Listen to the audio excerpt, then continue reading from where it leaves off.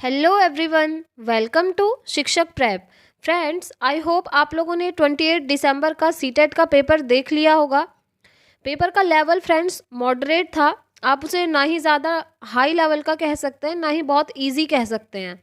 ठीक है, तो आज की वीडियो में उनसे ही रिलेटेड कुछ क्वेश्चंस हम डिस्कस करने वाले हैं और वीडियो के लास्ट में मैं आपको कुछ ऐसे क्वेश्चंस बताऊंगी जिनसे एग्ज़ाम में पेपर बनना ही बनना है। ठीक है, 28 दिसंबर को भी उनसे क्वेश्चन आए हुए थे। वो क्वेश्चंस फ्रेंड्स हमेशा रहते हैं, उनसे क्वेश्चन हमेशा आते हैं सीटेट में। तो उन क्वेश्चंस को हम लास्ट में डिस्कस करेंगे। सबसे पहले इन क्वेश्चंस को डिस्कस कर लेते हैं। तो अगर आपका भी सीटेट का एग्ज़ाम होने वाला है तो इस सीरीज़ को आप ज़रूर देखिएगा। इससे पहले भी मैंने मोस्ट इंपॉर्टेंट क्वेश्चंस करवाए थे, उनसे भी सीटेट में क्वेश्चन आए हैं 28 दिसंबर को। ठीक है, तो चलिए इन क्वेश्चंस को देखते हैं। पहला क्वेश्चन है, पियाजे के अनुसार मूर्त संक्रियाओं का स्तर किस अवधि में घटित होता है। मैंने आपको पियाजे की थियरी करवाई थी। पियाजे ने 4 स्टेजेस दी हुई हैं, SPCF यानी कि sensory motor, pre operational, concrete operational and formal operational.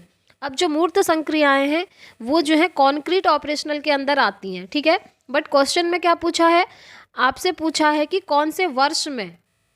ये तो आपको समझ में आ गया, कॉन्क्रीट ऑपरेशनल की स्टेज में होता है। तो कौन सी अवधि में घटित होता है, उसकी एज है फ्रेंड्स, ऑप्शन सी यहाँ पर राइट है, 7 to 11 ईयर। ठीक है, ये कॉन्क्रीट ऑपरेशनल की स्टेज होती है। इसके बाद नेक्स्ट आ जाती है formal operational. Next question discuss करेंगे, बालक में अपराधी प्रवृत्ति के विकसित होने का मुख्य कारण क्या है।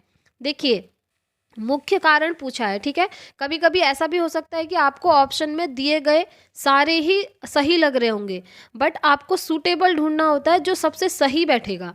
देखिए, पहला है परिवार का वातावरण, ये तो ठीक लग रहा है। नेक्स्ट है अनुशासनहीनता, ये भी सही लग रहा है। आर्थिक अभाव, ये भी सही लग रहा है। दोषपूर्ण पाठ्यक्रम, देखिए ये सारे ही ऑप्शन हमको सही लग रहे हैं क्योंकि क्वेश्चन में पूछा है बालक के अपराधी प्रवृत्ति के विकसित होने का कारण। तो सबसे सूटेबल आंसर होगा ऑप्शन ए, परिवार का वातावरण। वो इसलिए फ्रेंड्स, जब बच्चा जन्म लेता है तो परिवार में ही रहता है, फैमिली के साथ रहता है। सबसे स्टार्टिंग में वो फैमिली से ही चीज़ें सीखता है। ठीक है, आगे बढ़ेंगे।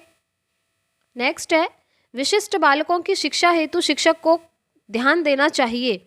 विशिष्ट बालकों की शिक्षा की बात हो रही है तो शिक्षक को किस चीज़ पर ध्यान देना चाहिए, अपने पहनावे पर, अनुशासन पर। देखिए, शिक्षक अपने पहनावे पर ध्यान दे रहे हैं, ये नेगेटिव चीज़ है। अनुशासन पर हो सकता है, व्यक्तिगत आवश्यकताओं और समस्याओं पर ये भी हो सकता है, पाठ्यक्रम पर ये भी हो सकता है। ठीक है, अब आपको 3 ऑप्शन मिल गए, इनमें से आपको चूज करना है। तो सबसे सुटेबल आंसर होगा व्यक्तिगत आवश्यकताओं और समस्याओं पर। जिन जिन बालकों की शिक्षा में जो है, जो विशिष्ट बालक हैं उनकी शिक्षा में शिक्षक को ध्यान देना चाहिए उन बालकों की जो व्यक्तिगत आवश्यकता है, इंडिविजुअल नीड्स हैं उन पर, और उन बालकों को कहाँ पर प्रॉब्लम हो रही है, उनकी समस्याओं पर। ठीक है, इन पर ध्यान देना चाहिए। नेक्स्ट देखेंगे, समायोजन शिक्षा का मुख्य कार्य है। विद्यालय न आने वाले बच्चों को विद्यालय में लाना। नेक्स्ट देखते हैं, विशिष्ट आवश्यकता वाले बच्चों को मुख्य धारा में लाना, या विशेष व सामान्य बच्चों को साथ पढ़ने की सुविधा देना, या उपरोक्त सभी। देखिए फ्रेंड्स, हमको तो सारे ही ऑप्शन सही लग रहे हैं, तो इसका राइट आंसर हो जाएगा ऑप्शन डी, उपरोक्त सभी। नेक्स्ट देखते हैं, शिक्षा मनोविज्ञान का संबंध किससे नहीं है। देखिए, किससे नहीं है पूछ रहा है। मानव व्यवहार का अध्ययन, इससे तो बिल्कुल संबंधित है शिक्षा मनोविज्ञान। मानसिक क्रियाओं का अध्ययन, इनसे भी संबंधित है। सीखने के तरीकों का अध्ययन, इनसे भी संबंधित होता है शिक्षा मनोविज्ञान। ठीक है, नेक्स्ट है संचार माध्यमों का अध्ययन, तो यही ऑप्शन यहाँ पर राइट हो जाएगा क्योंकि यही पूछा है कि किससे संबंधित नहीं है। तो जो शिक्षा मनोविज्ञान होता है वो संचार माध्यमों से रिलेटेड नहीं होता है। ठीक है, ऑप्शन डी यहाँ पर राइट हो जाएगा। नेक्स्ट क्वेश्चन देखते हैं, निम्न में से कौन सा विकास का सिद्धांत नहीं है। बताइए, विकास लंबवत न होकर वृत्ताकार होता है, सही बात है। विकास क्रमबद्ध होता है, ये भी सही बात है, कॉन्टिन्यूअस होता है। विकास निरंतर होता है, सही बात है। ये तीनों ही सही हैं। तो बचा क्या, ऑप्शन डी बचा, विकास मशीनी प्रक्रिया है। यही यहाँ पर सही हो जाएगा क्योंकि गलत पूछा है। तो गलत ही इसका आंसर हो जाएगा। ठीक है, वैसे फ्रेंड्स डेवलपमेंट से और भी काफ़ी क्वेश्चंस आए थे कल के पेपर में। 28 दिसंबर को जो पेपर हुआ है, आप लोग ग्रोथ एंड डेवलपमेंट को पढ़ लीजिएगा। नेक्स्ट देखेंगे, क्योंकि जो ये डेवलपमेंट है ना, इससे 2 क्वेश्चन हमेशा बनते हैं। एक होता है सेफेलोकॉर्डल, एक होता है प्रॉक्सिमोडिस्टल। ठीक है, सेफेलोकॉर्डल होता है आपका हेड टू टो, यानी कि सर से पैर की ओर विकास सेफेलोकॉर्डल होता है, और प्रॉक्सिमोडिस्टल होता है सेंटर टू पेरिफेरी। ठीक है, केंद्र से बाहर की ओर, वो होता है आपका प्रॉक्सिमोडिस्टल। तो इनको आप पढ़ के जाइएगा, हो सकता है आपके पेपर में ये क्वेश्चन आ जाएं। नेक्स्ट क्वेश्चन देखेंगे, मनोविज्ञान के अनुसार बाल विकास की कौन सी अवस्था सबसे जटिल है? बताइए, शैशवावस्था, किशोरावस्था, बाल्यावस्था, या फिर ऑप्शन डी है इनमें से कोई नहीं। ऐसा तो होगा नहीं कि इनमें से कोई नहीं आंसर हो जाए, है ना। तो बाल विकास की सबसे कठिन अवस्था होती है फ्रेंड्स किशोरावस्था, जिसे हम कहते हैं एडोलेसेंस। ठीक है, एडोलेसेंस से और भी काफ़ी क्वेश्चन आते हैं सीटेट में। एडोलेसेंस इसलिए क्योंकि एडोलेसेंस की स्टेज ऐसी होती है जहाँ पर सबसे ज़्यादा चेंजेस आते हैं व्यक्ति पर। ठीक है, वो चाहे आप बाहरी वातावरण से ले लो या फिर आंतरिक। बच्चे का हाइट, वेट, सारी चीज़ें यहीं पर बढ़ती हैं। हॉर्मोन्स जो यहाँ पर डेवलप होते हैं, सबसे ज़्यादा हॉर्मोन्स में चेंजेस आने लगते हैं। ठीक है, तो ये जो है किशोरावस्था, एडोलेसेंस, ये सबसे इम्पॉर्टेंट है सीटेट में, तो इससे आप पढ़ के जाइएगा अच्छी तरह। किशोरावस्था, एडोलेसेंस को स्टैनली हॉल ने स्ट्रेस एंड स्टॉर्म की स्टेज भी कहा है। ठीक है, तूफान और तनाव की अवस्था। तो बहुत सारी चीज़ें हैं, इसे आप पढ़ लीजिएगा।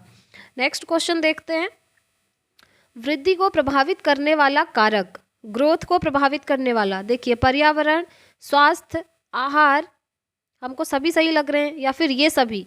तो यही हो जाएगा, option D is the right answer. वृद्धि को प्रभावित करने वाले ये सभी कारक होते हैं। ठीक है, नेक्स्ट देखेंगे। नेक्स्ट क्वेश्चन है, शिक्षक को गृह कार्य की जांच करनी चाहिए? कब करनी चाहिए? कभी कभी, कभी नहीं, नियमित, या फिर जब छात्र कहे? तो राइट आंसर हो जाएगा ऑप्शन सी, नियमित। शिक्षक को जो बच्चे होमवर्क करके लाते हैं वो नियमित चेक करना चाहिए। ठीक है, नेक्स्ट क्वेश्चन देखेंगे, बुरी आदतों को सुधारा जा सकता है? कैसे सुधारा जा सकता है? डांट कर नहीं, ऐसा नहीं होता है, ये नेगेटिव चीज़ है। आप बच्चों को डांट नहीं सकते हैं। दोषारोपण द्वारा, ऐसा भी नहीं होता है। अनुबंधन द्वारा, ये सही होगा, या फिर ये सभी तो नहीं होगा। ठीक है, option C is the right answer. अनुबंधन द्वारा आप बच्चों की बुरी आदतों को सुधार सकते हैं। नेक्स्ट क्वेश्चन, सामाजिक तकनीक का प्रयोग किया जाता है आर्थिक स्तर की जांच में, समाज के सर्वेक्षण में, या फिर सामाजिकरण की जांच में, या फिर उपरोक्त सभी? बात हो रही है समाजमिति तकनीक की। ठीक है, तो इसका राइट आंसर होगा ऑप्शन सी, सामाजिकरण की जांच में आप समाजमिति तकनीक का प्रयोग करेंगे, और किसी भी चीज़ में इस टेक्निक का प्रयोग नहीं होता है, ये आप ध्यान रखिएगा। नेक्स्ट क्वेश्चन है, निम्न में से कौन सी सृजनात्मकता की विशेषता नहीं है? देखिए फ्रेंड्स, सृजनात्मकता की विशेषता, क्रिएटिविटी की क्या क्या विशेषताएं होती हैं, ये आपको सबसे पहले ध्यान रखना है। ठीक है, मौलिकता होता है, उत्पादकता होता है, अपरिवर्तनशीलता, ये जो है विशेषता नहीं होती है क्रिएटिविटी की। नवीन ज्ञान की खोज, ये तो होती ही है। तो option C is the right answer. आपको याद करना पड़ेगा फ्रेंड्स कि सृजनात्मकता की कौन कौन सी विशेषताएं होती हैं, तब जा करके आप नहीं वाला क्वेश्चन कर पाएंगे। ठीक है, नेक्स्ट क्वेश्चन देखते हैं। नेक्स्ट क्वेश्चन है, जॉन डूवी द्वारा समर्थित लैब विद्यालय के उदाहरण। ये मैंने आपको पियाजे की थियोरी में भी बताया था, एक बार आया था, जॉन डीवी की बात हुई थी। तो जॉन डीवी ने जो है प्रगतिशील विद्यालय खोले थे, प्रोग्रेसिव स्कूल्स खोले थे। ठीक है, तो इसका राइट आंसर हो जाएगा ऑप्शन डी। नेक्स्ट क्वेश्चन देखेंगे, एक विद्यार्थी कहता है उसका दादा आया है। ठीक है, जबकि उसने कहना क्या चाहिए कि मेरे दादाजी आए हैं। ठीक, तो देखिए, एक विद्यार्थी कहता है उसका दादा आया है। एक शिक्षक होने के नाते आपकी प्रतिक्रिया क्या होनी चाहिए? दादा आया है की जगह दादाजी आए हैं कहना चाहिए, या फिर आप अपनी भाषा पर ध्यान दीजिए, आप ऐसा कहेंगे बच्चे से, या फिर अच्छा उसके दादाजी आए हैं ऐसा कहेंगे, या फिर बच्चे आप सही वाक्य नहीं बोल रहे हैं ऐसा बोलेंगे?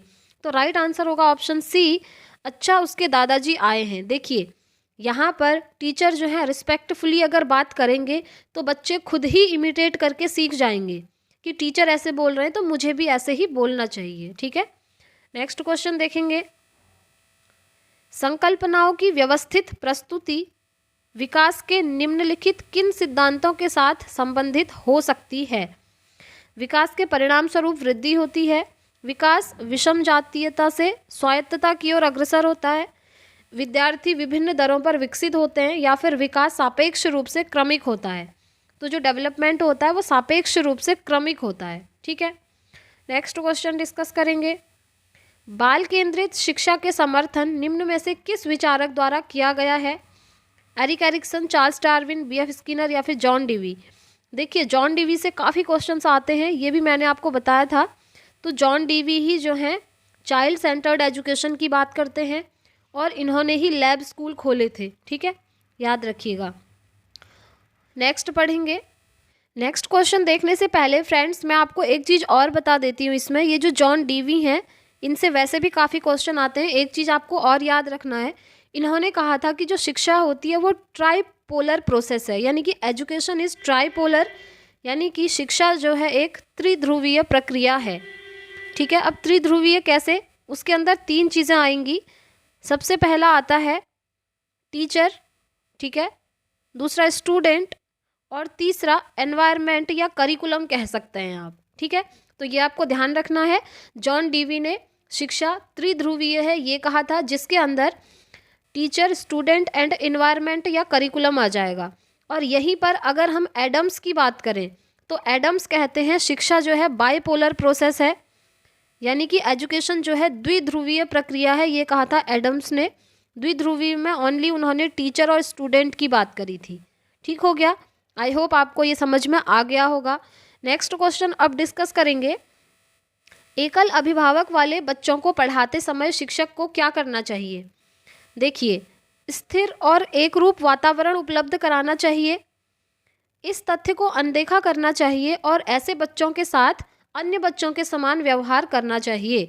यही यहाँ पर राइट हो जाएगा, ऑप्शन बी। इस तथ्य को टीचर अनदेखा करेंगे कि बच्चा जो है एकल अभिभावक के साथ है और ऐसे बच्चों के साथ अन्य बच्चों की तरह ही वो बिहेव करेंगे, व्यवहार करेंगे। ठीक हो गया, नेक्स्ट क्वेश्चन देखेंगे। नेक्स्ट क्वेश्चन है, जब एक बावर्ची खाना पकाते समय खाने को चखता है तो वह डैश के समान है। बताइए वह किसके समान है? सीखने का आकलन, सीखने के लिए आकलन, सीखने के रूप में आकलन या आकलन और सीखना? राइट आंसर हो जाएगा इसका सीखने के लिए आकलन। ठीक है, देखिए सीखने के लिए आकलन कैसे हुआ? बावर्ची जो है खाना पका रहा है, अभी खाना पका नहीं है। ठीक है, खाना पकाते समय आप लोग इन शब्दों को समझिएगा पहले, तब जा करके आंसर टिक कीजिएगा। यहाँ पर बावर्ची खाना अभी पका रहा है, तो सीखने के लिए आकलन क्या होता है? सीखने के लिए आकलन होता है फॉर्मेटिव असेसमेंट, रचनात्मक मूल्यांकन, यानी कि अभी आप सीख रहे हैं और सीखने की प्रोसेस पूरी नहीं हुई है। ठीक है, तो सीखने के लिए आकलन मतलब आपको आगे और सीखना है, इसलिए होता है सीखने के लिए आकलन, जिसे एफए कहते हैं। मैंने आपको सारी चीज़ें पढ़ा रखी हैं तो उससे आप रिलेट कीजिए। यहाँ पर भी जो बावर्ची है अभी वो खाना पका रहा है, अभी उसको और पकाना है खाना, बट अभी वो, तो वह किसके समान है? वह है सीखने के लिए आकलन के समान, यानी कि अभी वो खाना पका रहा है, अभी उसे खाना और पकाना है। और सीखने के लिए आकलन वही होता है कि आपको अभी और सीखना है। तो आपने कितना सीख लिया, किस स्तर तक आपने सीख लिया है, ये चेक करने के लिए जो हम आकलन करते हैं उसे हम सीखने के लिए आकलन कहते हैं। तो यहाँ पर भी बावर्ची ये चेक कर रहा है कि उसने जो खाना बना रहा है वो किस हद तक अच्छा है या फिर नहीं है। ठीक है, नेक्स्ट देखते हैं सीखने, और चीज़ें भी बता देती हूँ। सीखने का आकलन, आपने सीख लिया है और उसके बाद जब लास्ट में आप आकलन करते हैं अपना, तो उसे कहते हैं सीखने का आकलन। देखिए अगर यहीं पर ये क्वेश्चन होता कि जब एक बावर्ची खाना पकाने के बाद खाने को चखता है तो वह किसके समान है? खाना पकाने के बाद अगर यहाँ पर होता तो वो हो जाता सीखने का आकलन। यानी कि बावर्ची ने खाना पका लिया है और उसके बाद वो खाने को टेस्ट कर रहा है कि खाना अच्छा है या फिर नहीं है।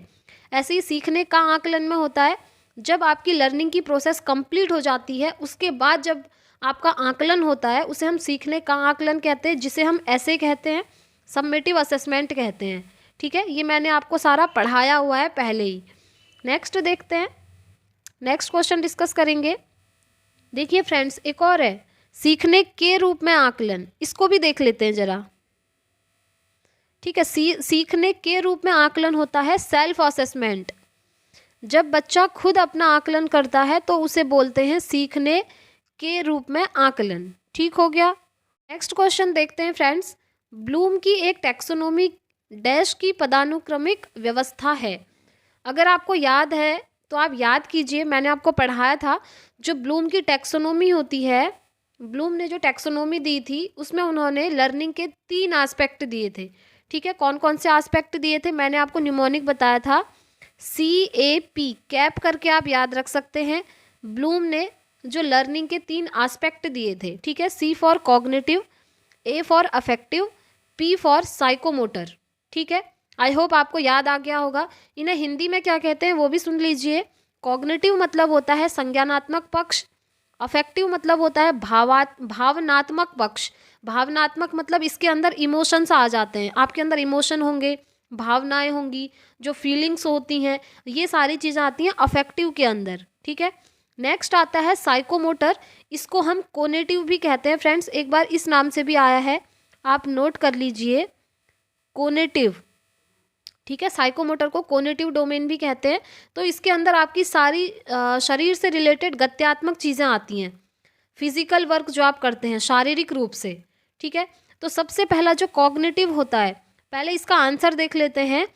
ब्लूम की एक टैक्सोनॉमी डैश की पदानुक्रमिक व्यवस्था है। उपलब्धि लक्ष्यों की है, बताइए, नहीं। पाठ्य चर्चा संबंधी घोषणाएं, नहीं। पठन कौशल की हैं, नहीं। ये हैं संज्ञानात्मक उद्देश्यों की। संज्ञानात्मक उद्देश्य यानी कि पहला वाला जो कॉग्निटिव है। ठीक है, तो इसका राइट आंसर हो जाएगा ऑप्शन डी। अब देखिए फ्रेंड्स, जो कैप होता है यानी कि कॉग्निटिव, अफेक्टिव एंड साइकोमोटर, इसमें सबसे इंपॉर्टेंट है आपका कॉग्निटिव, ये आपको ध्यान रखना है। ठीक है, जो कॉग्निटिव डोमेन है इसके 6 लेवल बताए थे ब्लूम ने, ये भी आप याद कर लीजिए। वो कौन कौन से थे वो भी मैं आपको बता देती हूँ। सबसे पहला था नॉलेज। ठीक है, ये नीचे से स्टार्ट होता है इनका, देखिए इस तरह से आप इसको समझ जाएंगे, समझते हैं, ये है। ठीक है, यहाँ पर इन्होंने 6 लेवल बताए थे, 1, 2, 3, 4, 5 एंड 6। तो जो सबसे पहला है इसको इन्होंने कहा था नॉलेज। ठीक है, आप इसे ऐसे ही याद रखेंगे।